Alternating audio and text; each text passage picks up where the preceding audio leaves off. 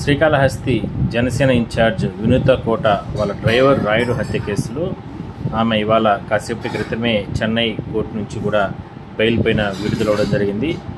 వాళ్ళ కుటుంబ సభ్యులు ఆమెని నేరుగా అక్కడికి వెళ్ళి ఒక బైక్ పైన తీసుకురావడం జరిగింది.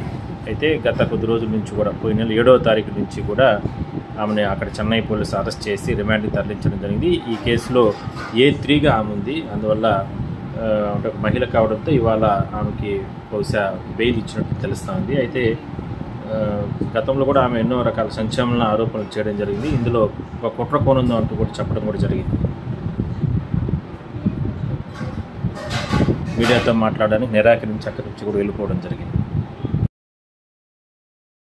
మాట్లాడతారమ్మా, మాట్లాడండి.